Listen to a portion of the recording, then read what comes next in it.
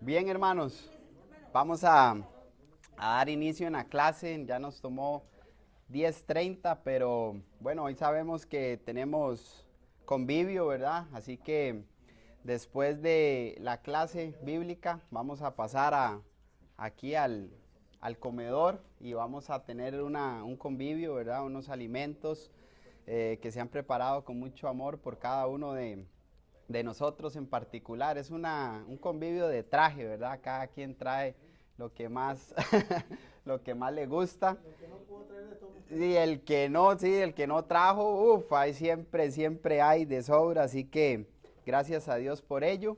Y espero que cada uno de nosotros nos quedemos para compartir un ratito, ¿verdad? Y hay de todo, sí, hay de todo. Y recordar, como hoy tenemos este convivio, no tenemos servicio en la tarde, siempre cada segundo domingo del mes vamos a tener este convivio, si Dios así nos lo permite. Puede ser que sea en esta ocasión aquí o puede que sea en alguno de nuestros hogares o como hemos ido al parque también, en fin, para que hagámoslo ahí en nuestra agenda, lo tengamos ahí ya apartado y tengamos esa comunión tan hermosa. Así que para dar inicio a la clase vamos a hacer una oración y damos inicio, hermanos. Oremos. Padre nuestro, le damos las gracias por su misericordia, su amor. Muchísimas gracias por darnos esta oportunidad de estudiar su palabra. Le queremos pedir, Señor, que nos des la inteligencia, la sabiduría espiritual, Señor, que proviene de ti para lograr entender, Señor, esta hermosa epístola del apóstol Pablo a la iglesia en Corinto, que podamos sacar lecciones prácticas, Señor, para nuestro diario vivir como familia que somos. Y le pedimos por favor que nos ayudes también a retener la máxima cantidad de información posible y así también danos la humildad para poder llevar a cabo su voluntad en nuestra vida. Muchísimas gracias por todo y esto, mi Dios, se lo agradecemos y pedimos en el nombre de Jesús. Amén. Bien. Entramos en una serie de lecciones la semana anterior resolviendo los problemas a la manera de Dios, y esto es un estudio basado en la carta del apóstol Pablo a la iglesia en Corinto, ¿verdad? Donde se nos anima, se nos manda en Primera de Corintios capítulo 1 verso 10 a que estemos perfectamente unidos, tomando nada más una sección ahí de ese versículo 10 de la primera carta. La semana anterior vimos una introducción a la carta y observábamos la ciudad de Corinto, vimos sus fortalezas, así como también sus debilidades en cuanto al aspecto moral que estaba caído esa ciudad. Observamos también el contexto histórico. Esto quiere decir el establecimiento de la iglesia en Corinto, allá en Hechos capítulo 18, versos del 1 al 18, 1 al 11, 1 al 18 aproximadamente, ahí, y observábamos el arduo trabajo que el apóstol Pablo hizo en ese lugar. Por año y 6 meses estuvo allí predicando la palabra de Dios, testificando a judíos y a griegos de que Cristo era el Mesías prometido en las Escrituras. Y observábamos también la oposición que él tuvo a causa de la predicación del Evangelio. Y observábamos un panorama general de la carta, vimos su propósito, vimos el tema central de la carta, que es un llamado a la unidad. Vimos que el amor nos ayuda a poder lograr tener esa unidad a la cual fuimos nosotros llamados, y algunos aspectos como el autor de la carta, en fin. El día de hoy vamos a ver, esta segunda clase está basado en el capítulo 1, ¿verdad? Hasta el capítulo 2, verso 5. Y el tema, ¿verdad?, que vamos a estar tratando es la sabiduría de Dios. ¿Cuál es el objetivo? Bueno, el objetivo de esta lección es reconocer esas fortalezas, las fortalezas que tenía la iglesia en Corinto, pero también sus problemas, porque desde este primer capítulo se presentan esos problemas, pero también se presentan las fortalezas que tenía la iglesia. En segundo punto, ¿cuál es el propósito? También comprender la diferencia entre la sabiduría humana, ¿verdad? O la sabiduría de este mundo en diferencia a la sabiduría que proviene de Dios. Y el tercer aspecto que me quiero enfocar es que restauremos ese compromiso con la unidad a la cual nosotros fuimos llamados en Cristo. Y el restaurar quiere decir volver a ese estado original. Desde la antigüedad nosotros pudimos observar cómo hubieron reformadores, y una reforma quiere decir cambiar, poner otras cosas que no están en la Biblia. Pero la Biblia a nosotros nos llama siempre a restaurar, y la restauración quiere decir volver al estado original que nosotros encontramos en las páginas de la Biblia. Así que, hermanos, vamos el desglose de esta lección está basado en 4 puntos. Recuerden esos 3 objetivos para que podamos alcanzar el objetivo en esta clase.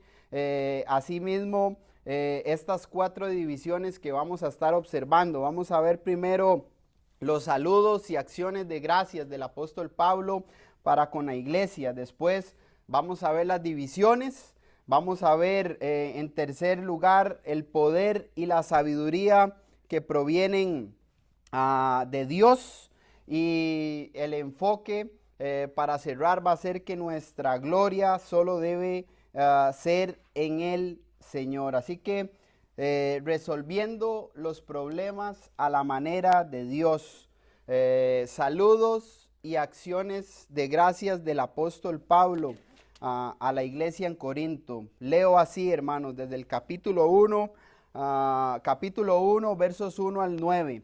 Pablo, llamado a ser apóstol de Jesucristo por la voluntad de Dios, y el hermano Sóstenes, a la iglesia de Dios que está en Corinto, a los santificados en Cristo Jesús, llamados a ser santos con todos los que en cualquier lugar invocan el nombre de nuestro Señor Jesucristo, Señor de ellos y nuestro. Gracia y paz a vosotros, de Dios nuestro Padre y del Señor Jesucristo. Gracias doy a mi Dios siempre por vosotros, por la gracia de Dios que me os fue dada en Cristo Jesús, porque en todas las cosas, dice la palabra de Dios, fuisteis enriquecidos en Él, en toda palabra y en toda ciencia, así como el testimonio acerca de Cristo ha sido confirmado en vosotros, de tal manera que nada os falta en ningún don, esperando la manifestación de nuestro Señor Jesucristo, el cual también os confirmará hasta el fin, para que seáis irreprensibles en el día de nuestro Señor Jesucristo. Fiel es Dios, por el cual fuisteis llamados a la comunión con su Hijo Jesucristo, nuestro Señor. Palabra de Dios, hermanos. En este saludo y acciones de gracias, mientras que la mayoría de escritores de las cartas firman su nombre al final de la correspondencia.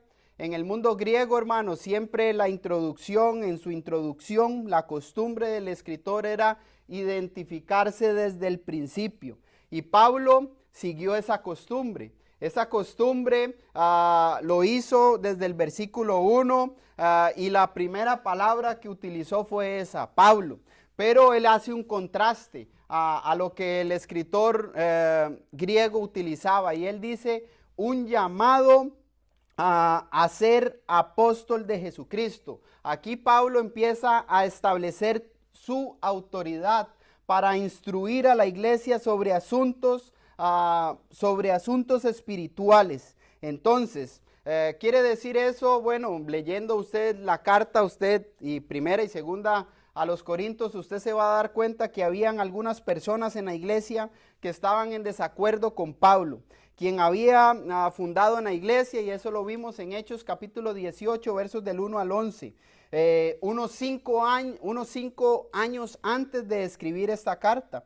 Y al hacer saber al pueblo que Dios lo había designado con una tarea divina, él viene a reafirmar su apostolado. Recuerde que en Primera de Corintios capítulo 14 verso 37 él dice que lo que él les mandaba no era de parte de él, sino de parte del Señor, porque lo que yo les mando son mandamientos del Señor. Entonces los corintios o la iglesia en Corinto debía de aceptar esa enseñanza apostólica que es de parte de Dios. Ahora, el compañero del apóstol Pablo, cuando él escribe esta carta desde Éfeso, según Primera de Corintios capítulo 16, versos del 1 al 9, Sóstenes. Sóstenes era un principal en la sinagoga. Era un hombre, si usted lee la traducción o la versión de las Américas, dice nuestro hermano Sóstenes. Quiere decir que era una persona conocida entre cada uno de ellos. Era un compañero, como dicen, de milicia. Esto quiere decir que muy probable Sóstenes viene a obedecer el evangelio a través de la predicación de el apóstol Pablo. Y eso es importante también de entender, ya que el Espíritu Santo, hermano, nos deja en récord quién estaba con él, y hay algunas implicaciones que se pueden tomar de ahí. Pero después de presentarse como un apóstol, se dirige a la iglesia de Dios. En el versículo 2 dice: a la iglesia de Dios que está en Corinto. Desde aquí les empieza a señalar que la iglesia le pertenece a Dios. La iglesia no le pertenecía a los apóstoles. La iglesia no le pertenecía a ningún miembro que conformaban la iglesia en Corinto. Y él utiliza este calificativo o esta palabra de para dar el sentido de pertenencia a cada uno de ellos. Les está poniendo en su mente a quién también ellos pertenecen. Ellos pertenecen a Dios, ya que la iglesia en Corinto tenía un concepto demasiado elevado de sí mismos. Los corintios se sentían superiores, se sentían demasiados elevados, y obviamente, ¿qué puede sentir eso? Bueno, esto hace notar de que o implica de que muy probable estaban haciendo, bueno, leyendo la carta nosotros nos damos cuenta que estaban haciendo con la iglesia que le pertenece a Dios lo que a ellos no les correspondía, y no estaban ejecutando las cosas como Dios, quien es el autor de la iglesia, de la manera que él había mandado a través de las escrituras. Y Pablo les recuerda algo sumamente importante, que ellos habían sido santificados, es decir, que habían sido hechos especiales para Dios, para su servicio. Y es lo mismo que nosotros tenemos hoy. Nosotros hemos sido apartados con un propósito especial, hermanos. Y ese propósito es adorar, servir a nuestro Padre Celestial, y esto es sirviéndolos los unos a los otros. Entonces, debido a esa santificación que Pablo les dice que ellos tenían, significa que ellos debían de vivir una vida santa, ellos debían de vivir una vida apartada, una vida en adoración a Dios. Y después de identificarse a sí mismo y de identificar el propósito, se dirige a la iglesia y su propósito. Y Pablo ofreció a la iglesia un saludo cristiano. Pablo dijo que la gracia y la paz vienen de Dios el Padre y de nuestro Señor Jesucristo.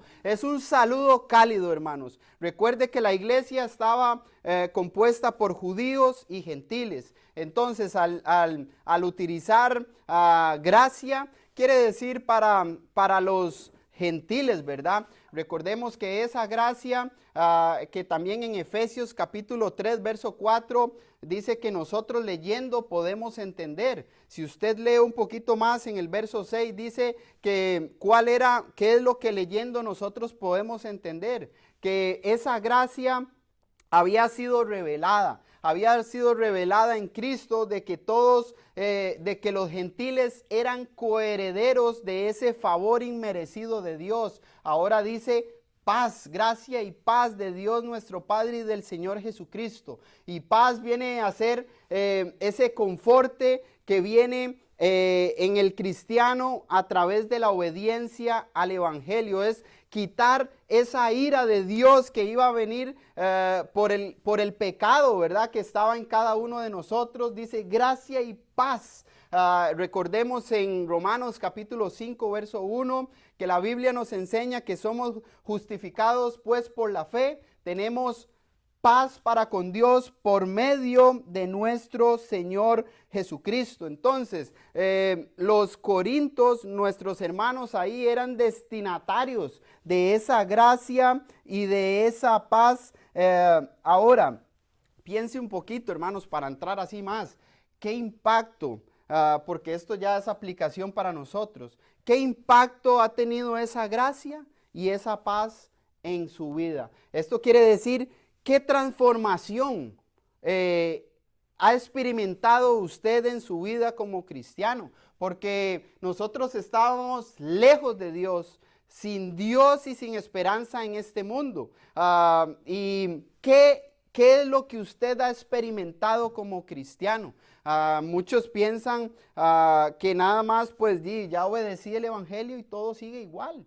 Pero la vida no puede seguir igual, porque estábamos lejos de Dios. Nuestras costumbres, nuestros hábitos, nuestra forma de vivir era separado de Dios. Ahora, a través de experimentar, hermanos, esa gracia y ese favor en nuestras vidas, usted tiene que haber sentido un cambio y debe de estar experimentando un cambio día con día. Como sucede en todas las cartas, hermanos, como sucede en todas las cartas de Pablo a las iglesias, el apóstol Pablo agradeció a Dios por los creyentes que formaban parte de la iglesia y explicó las razones de su agradecimiento. Pablo dice, doy gracias a Dios por la gracia que les fue dada a ustedes en Cristo, por todas las riquezas espirituales. En el capítulo 2 él detalló todos los dones espirituales,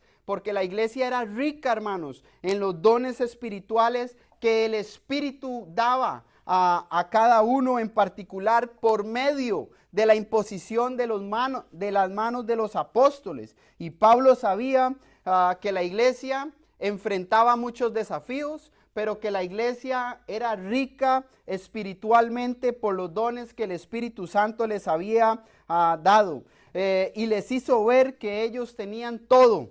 La iglesia en Corinto tenía todo para triunfar y para llevar una vida fiel hasta la manifestación del Señor Jesucristo. Y en el verso 9 les dice, fiel es Dios. Dios, hermanos, es fiel. Dios no cambia, hermanos. Nosotros lo leímos en Santiago y hemos estado estudiando un poquito eso en el capítulo 1 específicamente.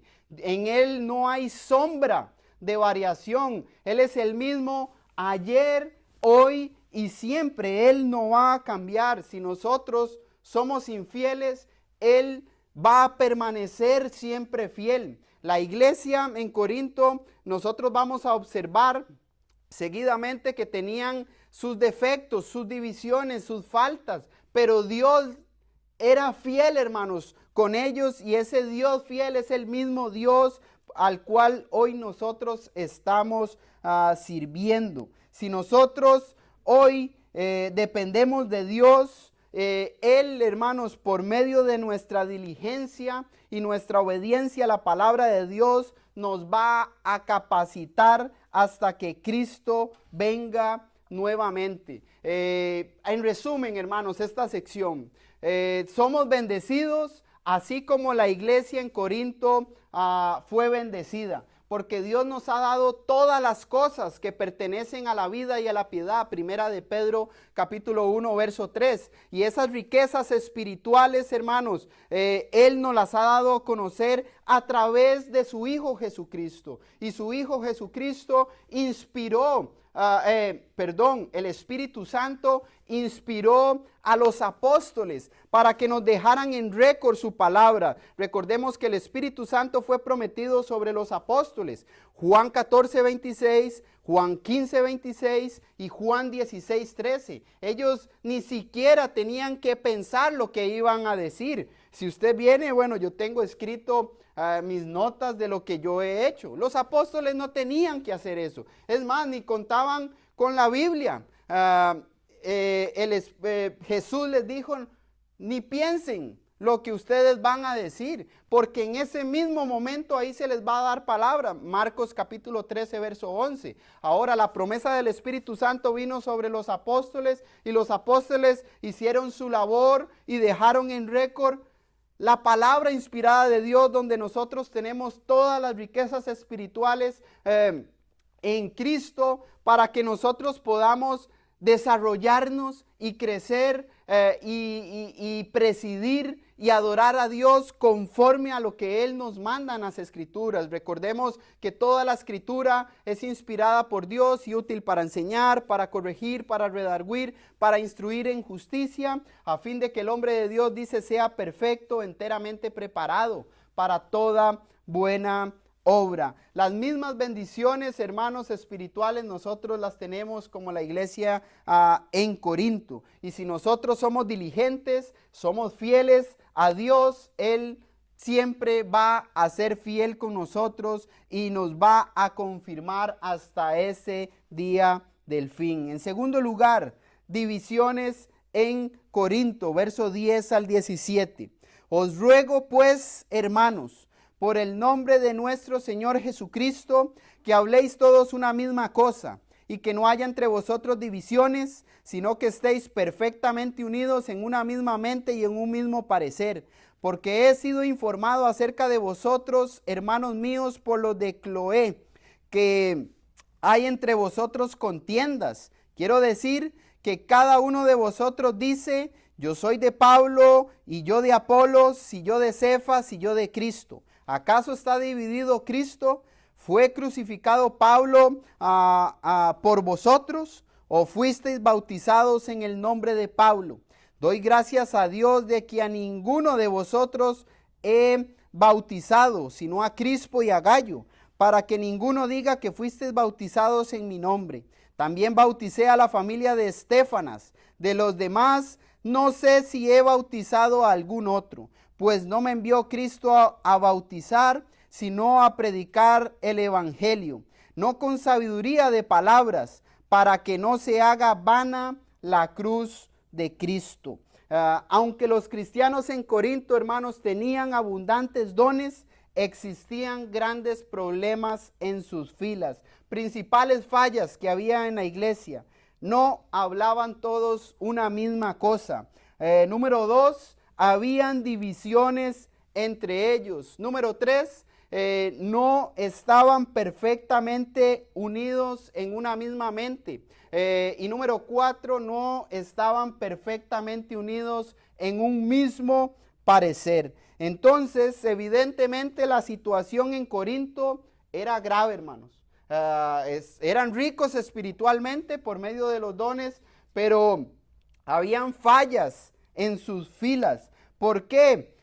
Pablo se enteró de esto por medio de la familia de Cloé, que habían peleas entre los miembros de la iglesia, habían contiendas entre los miembros. Y Pablo apeló, hermanos, para que la iglesia en Corinto estuviera perfectamente unida en una misma mente y en un mismo parecer, que es en Cristo Jesús. Pablo sabía que mientras los creyentes, hermanos, discutían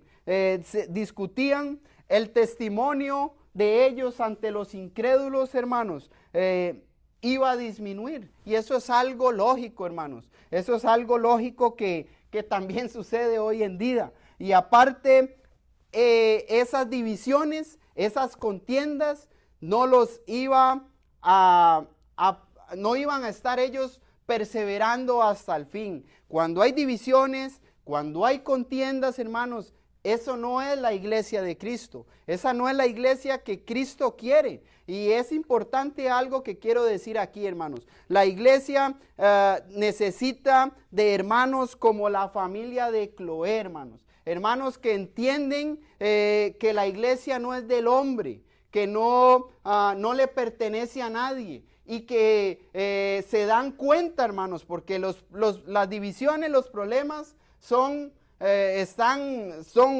evidentes ante los ojos. Y la familia de Cloé tiene algo muy importante aquí, ya que ellos informan al apóstol Pablo de esta situación. Pero esto no es un informe para difamar, esto no es un informe para querer opacar a nadie ni para querer destruir de nadie, sino para que la iglesia esté unida, hermanos, en una misma mente y en un mismo parecer. Hay algunos que piensan que porque uno informa, le dicen en Costa Rica, es un hermano sapo, ¿verdad? Un sapito. Eso es que anda contando las cosas, lo que está pasando. Pero la familia de Cloé lo que ve es un problema, hermanos. Y un problema no solo entre los hermanos, sino cuando hay problemas entre los hermanos, el problema es con Dios, hermanos. Recuerden cuando Pablo, que escribe esta carta, antes de él llegar a ser cristiano, cuando él salió con una carta persiguiendo a la iglesia después de Hechos capítulo 8, Hechos capítulo 9, aquella voz que se escuchó: Saulo, Saulo, ¿por qué me persigues? Cuando hay problemas entre hermanos, no es tan solo ahí, hermanos. El problema ahí está Dios. Y lo que Pablo apela es, bueno, tienen que estar unidos en una misma mente y en un mismo sentir y en un mismo parecer, que no es en lo que opina el hombre, no es lo que opina el hermano, sino es en lo que opina Dios. ¿Qué dice Dios? Porque cuando hay un problema es por algo. Entonces, no pueden sentarse como personas maduras con la Biblia abierta y decir, bueno, este es el asunto a tratar. Este es el asunto a tratar. Por decir un ejemplo, no se está haciendo la ofrenda cada primer día de la semana, y ahora cada día que se reúne. Aquí hay un problema, hermanos. Pero ya empiezan las contiendas no es una opinión, es algo doctrinal, que debemos de sentarnos con la Biblia abierta y decir, esto es lo que nos dice Dios. Tengo la humildad, yo estaba mal, estaba pecando delante de Dios, estaba presidiendo mal, estaba enseñando mal, estaba haciendo algo que no es de acuerdo a la voluntad de Dios. Pero lo que sucede es que entra el orgullo, hermano, entran las opiniones de hombre, y eso divide, hermanos. Porque Dios, hermanos, no es un Dios de división. Dios es un Dios que siempre nos va a unir, y nos va a unir en una misma mente y en un mismo parecer en Cristo. Dentro de la iglesia, hermanos, ¿cuál era el problema? Bueno, habían surgido ciertos grupos sectarios. Recuerde que una secta es cuando sale de lo original. De la iglesia de Cristo estaban saliendo grupos. Yo soy de Pablo, yo soy de Apolos, yo soy de Cefas o de Pedro, yo soy de Cristo, hermanos. Y eso no puede pasar en la iglesia, hermanos. No puede pasar en la iglesia los grupitos, hermanos. En la iglesia no hay grupos. En la iglesia somos uno en Cristo. Y hay una organización, hermanos, que nadie es superior a nadie. Los ancianos, los diáconos, los evangelistas, los maestros, los miembros, todos estamos en el mismo saco, pero cada uno tiene su trabajo en particular. Lo que sucede es que muchas veces, hermanos, queremos alzar al predicador. ¿Vamos a hacer algo? Bueno, hay que preguntarle al predicador. ¿A dónde dice eso en la Biblia? ¿Dónde dice que el predicador tiene que tomar las decisiones de la congregación? ¿Dónde dice eso? No hay en la Biblia, hermanos. ¿Quién nos rige? La palabra de Dios. Y es ahí donde nosotros, hermanos, debemos de estar, hermanos, para que no hayan, no estemos desaprobados delante de Dios. Porque cuando hay división, hermanos, no hay bendición. Cuando hay división, no hay bendición. Ahí tenía una lista de los hermanos que están citados ahí, pero ya son las 11:02. Hoy tal vez me agarro unos 10 minutitos más, hermanos, para finalizar bien esta clase. Pero Pablo, hermanos, no estaba en contra. Pablo nunca estaba en contra de Cefas, de Apolos. Él no estaba en contra de ellos, sino que se oponía, hermanos, a la división que hacían los hermanos al decir que eran del uno o del otro. Este problema, hermanos, de la iglesia en Corinto es común hoy en día. Y es fácil para nosotros dividirnos por cuestiones de personalidad, por cuestiones hasta de país, por cuestiones de color, hermanos, entre la iglesia. Hay iglesias, hermanos, que usted llega siendo hispano y ahí todos son morenitos y ni lo saludan, hermanos. Nos han dejado con la mano así. Y eso es triste, hermanos. Eso no es la iglesia de Cristo. Por el color de la alfombra, hermanos, una división. Qué triste, hermanos, pero tales pecados impiden que la iglesia crezca en la verdadera unidad a la que nosotros fuimos llamados. Esto quiere decir que si no estamos unidos, hermanos, si no estamos haciendo las cosas de la manera que la palabra de Dios a nosotros nos enseña como cuerpo que somos, porque la iglesia es el cuerpo de Cristo, Efesios 1:22. Si no estamos haciendo lo que la Biblia a nosotros nos enseña, no somos la iglesia de Cristo. No porque ahí diga, aquí se reúne la iglesia de Cristo, quiere decir que se esté haciendo lo que la iglesia de Cristo o Dios, ¿verdad?, nos enseña a través de su palabra que debemos de hacer. ¿De quién es responsabilidad eso? De cada miembro en particular, hermanos. Cada miembro en particular debemos de estarnos fijando en la palabra, hermanos, de que estemos haciendo lo que es correcto. Y debemos de promover la unidad en la iglesia. Debemos de ser canales de bendición. Cuando hay un problema, usted sabe, bueno, póngalo ahí, póngase ahí. Aquí está la Biblia y vamos a solucionar las cosas. Porque esas son maneras de promover la unidad. Diferencias van a haber.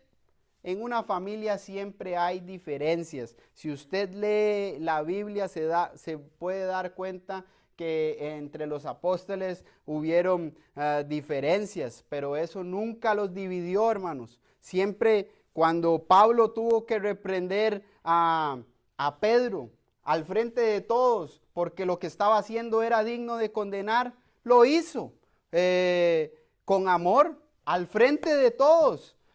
Lo expuso, porque lo que estaba haciendo era digno de condenar, y eso más bien unió a la iglesia. ¿Por qué? Porque Pedro tuvo la humildad de recibir la instrucción, porque esa instrucción que estaba haciendo es bíblica, no era bíblica, y Pablo apeló a eso. ¿De qué manera puedo yo causar las divisiones en la iglesia, hermanos?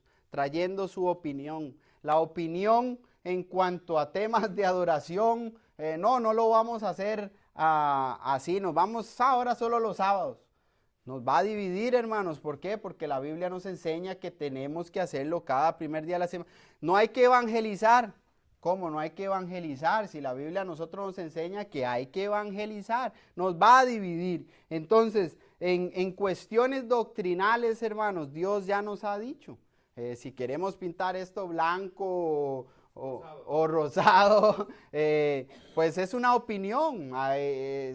Se verá la manera de cómo se hace, pero esas no son maneras para tener contiendas, para tener como ellos lo tenían. Así que esto no quiere decir que Pablo o que nosotros también, ya aplicándonos a nosotros, debemos despreciar el valor o el esfuerzo de un hermano, sino enfocar la atención.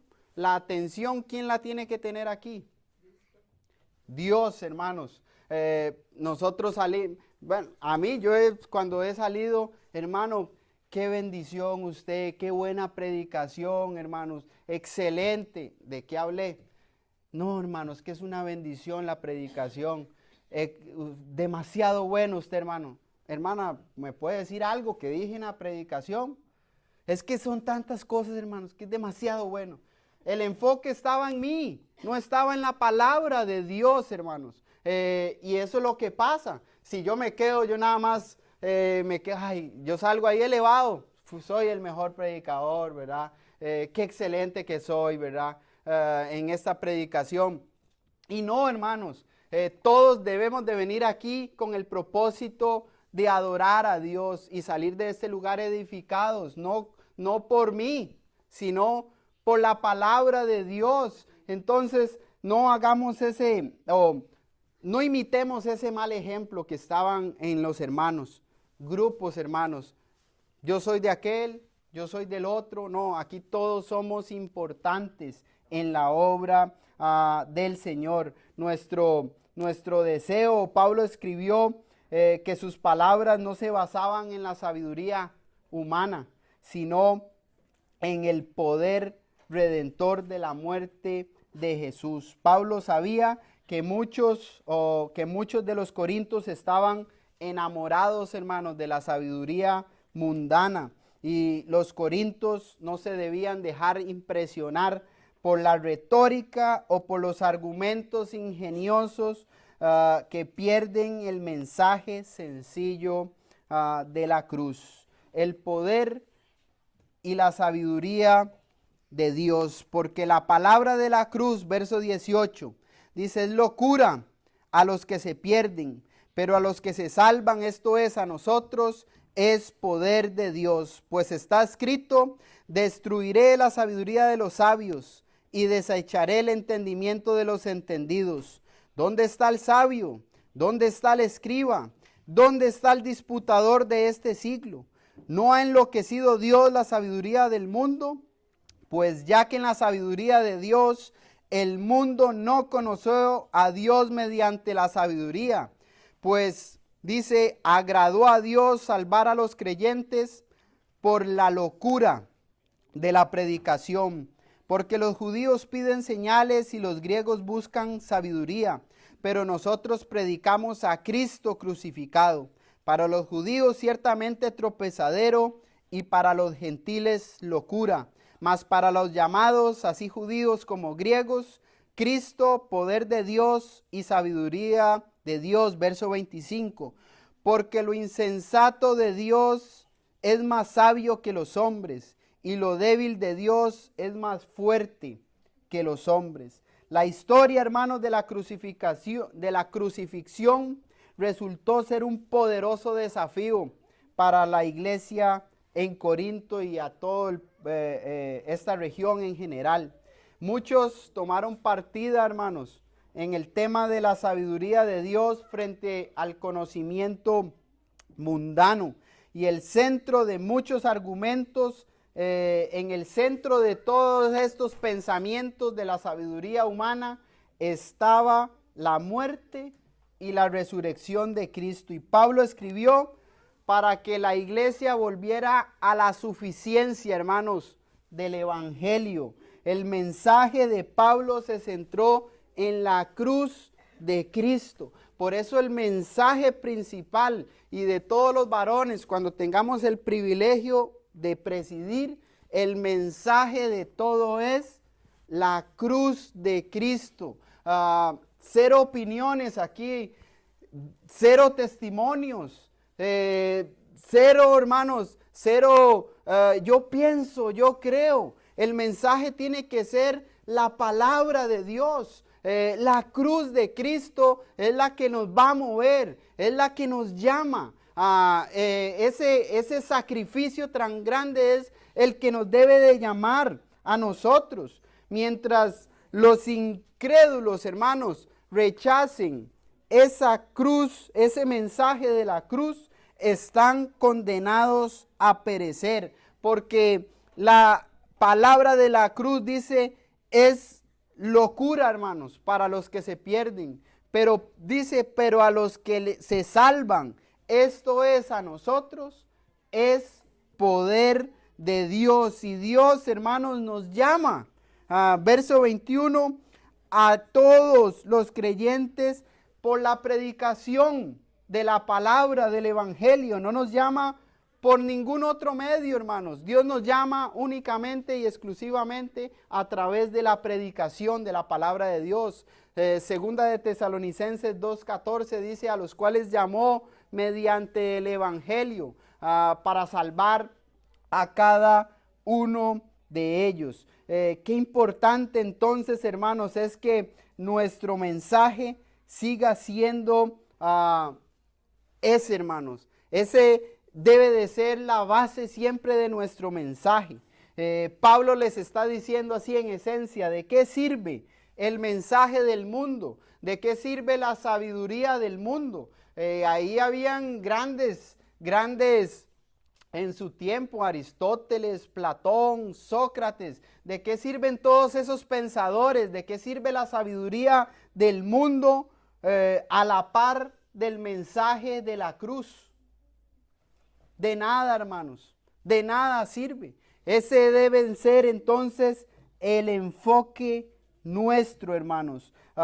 Dios pone en alto, hermanos, su sabiduría ante la del mundo, hermanos. La sabiduría de Dios es grande, hermanos, es eterna y permanece para siempre. Y esa sabiduría quiere decir de que desde antes de la fundación del mundo, Él estableció un plan para que usted y yo fuésemos salvos. Y eso es que se reveló a sí mismo. Juan capítulo 1, verso 18. Dice que, lo leo así textualmente para no parafrasearlo. A Dios dice, nadie le vio jamás. El unigénito Hijo que está en el seno del Padre, Él le ha dado a conocer. La sabiduría del mundo, hermanos, de nosotros, no se necesita para la salvación. Lo que necesitamos únicamente es el mensaje puro, hermanos, del evangelio para poder ser salvo. En síntesis, el ser humano no tiene que ver nada en la salvación del hombre. Dios nos ha otorgado la salvación por gracia, Efesios capítulo 2, verso 8, porque somos hechura suya, creados en Cristo Jesús para que andemos en buenas obras, y esas obras son las obras de obediencia que debemos de tener a la palabra de Dios, y deja al hombre fuera de la ocasión. Nosotros no tenemos que ver nada. Una enseñanza mía no es nada, hermanos, a la palabra de Dios. Por eso es que la escritura es útil para enseñar, para corregir y para redarguir. Ese redarguir, hermanos, si usted lo busca en un diccionario, quiere decir que va en contra de todo pensamiento humano. El pensamiento humano no cabe, hermanos, en la salvación. No necesitamos del hombre para poder obtener la salvación, porque la salvación viene de nuestro Padre Celestial. A los ojos humanos, hermanos, a los ojos de Dios, la sabiduría humana puede resultar una locura, pero de la misma manera, el plan de Dios para el mundo parece absoluta tontería para los sabios del mundo. Es triste, hermanos, cuando un hermano pone la sabiduría del mundo antes de la sabiduría de Dios. Hace poco, un hermano conocedor del evangelio, predicador, cayó en pecado y dice, esto yo no me lo traté y por eso me pasó esto. Estamos hablando de una droga. Puso entonces, ¿qué poder le dio? ¿Qué poder él ve en el evangelio? Que salva, que restaura, que renueva, hermanos, poniendo a un médico, a un psicólogo, poniendo, en fin, hermanos, todo lo que hay antes que a Dios. ¿Cómo nosotros le damos más valor a la sabiduría humana que a la de Dios?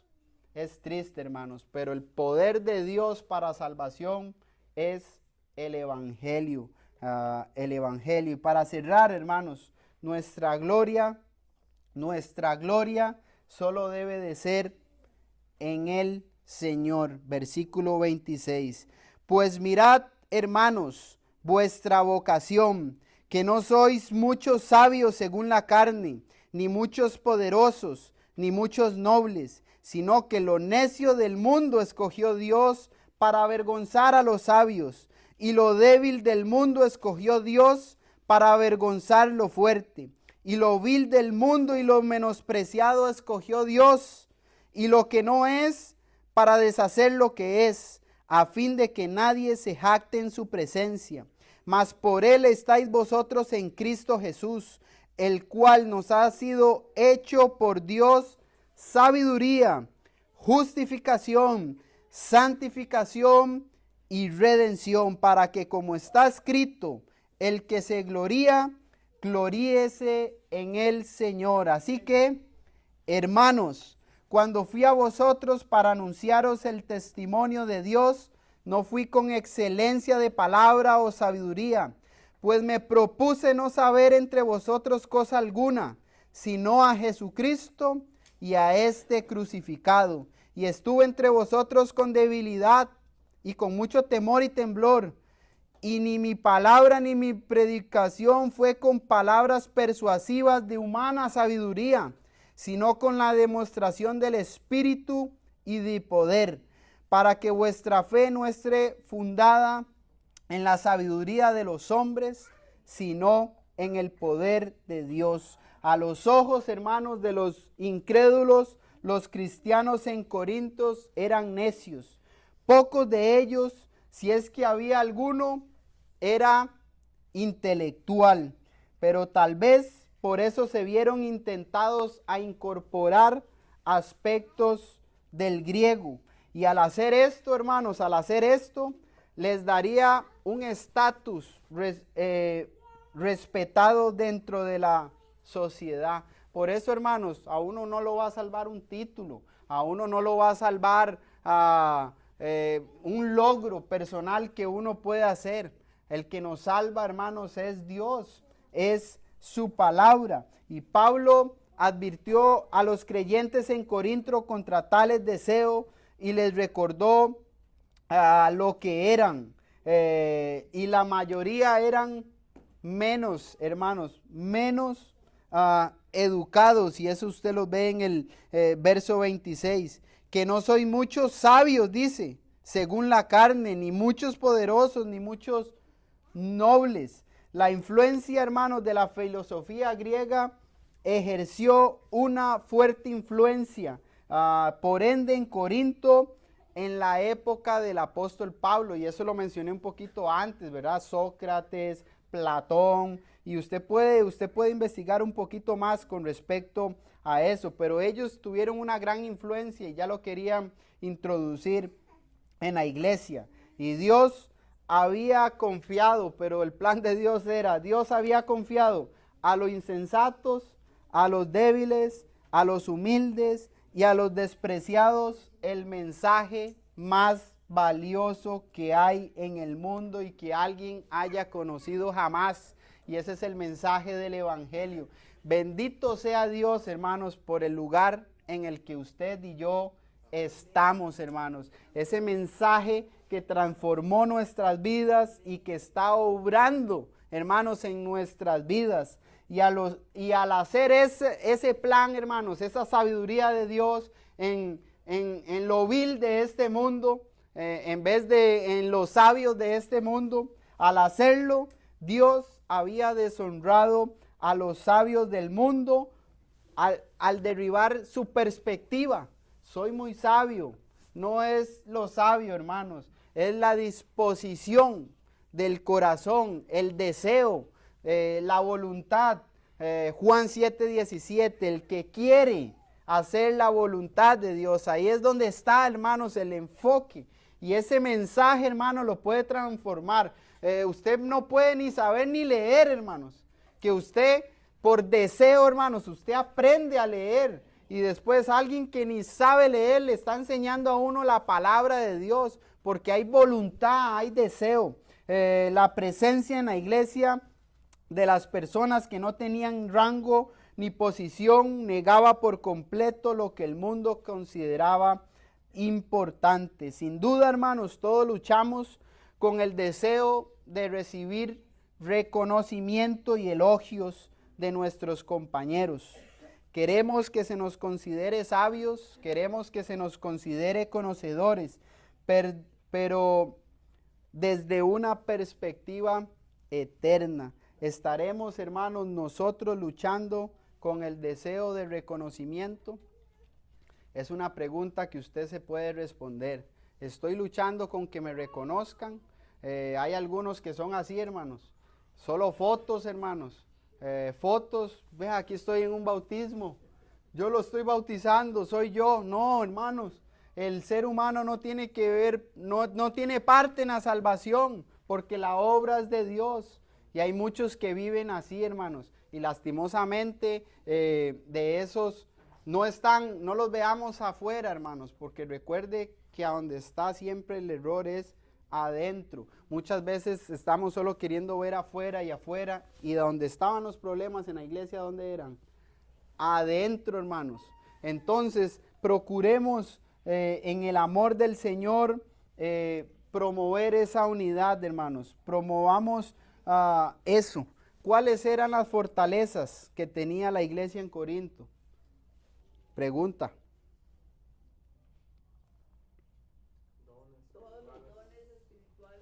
Amén. Eran santos, hermanos. Eran apartados. ¿Cuáles eran los problemas que causaban la división?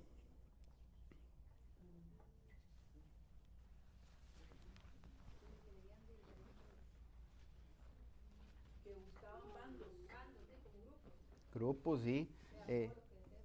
Unos decían, yo soy de Apolos, yo soy de Cefas. O sea, estaban poniendo la mirada en el que, digamos, en Apolo, En el hombre. Estaban poniendo la mirada en el hombre y no en Cristo. Amén. ¿Qué ofrece la sabiduría humana para la salvación? Nada. ¿Qué ofrece la sabiduría de Dios? La salvación, la vida eterna.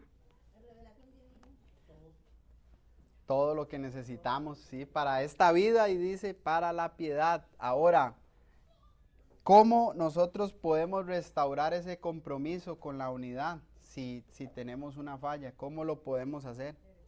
Siendo humildes, reconociendo que estamos mal y volviendo a las escrituras.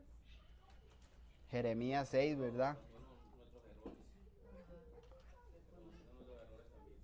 Amén. Reconocer que somos imperfectos, que podemos fallar. Y cuando si he hecho un día algo mal aquí, hermano, usted citó mal este pasaje. Yo nada más vengo aquí y digo, hermano, gracias por cité mal este pasaje, utilicé mal este pasaje, perdón, y vámonos, seguimos adelante. Pero a veces se piensa que todo lo que de aquí se dice para allá, todo es, sí, no, lo está diciendo el hermano y ahí yo me quedo. El enfoque siempre tiene que estar aquí, hermanos. Y para que podamos restaurar ese compromiso, necesitamos ser hermanos diligentes en el conocimiento y el estudio de la palabra de Dios para que nadie nos engañe, hermanos. Y no tengamos la mirada en el hombre. Es que Él me bautizó. Por eso Pablo dijo, gracias a Dios yo no bauticé a todos ustedes. Él no estaba diciendo que el bautismo no es esencial para la salvación. Él lo que estaba diciendo es, porque se enfocan en mí, se enfocan en el hombre. El bautismo es sumamente indispensable para la salvación. Marcos 16:16, Mateo 28, 19, Romanos capítulo 6, verso 4.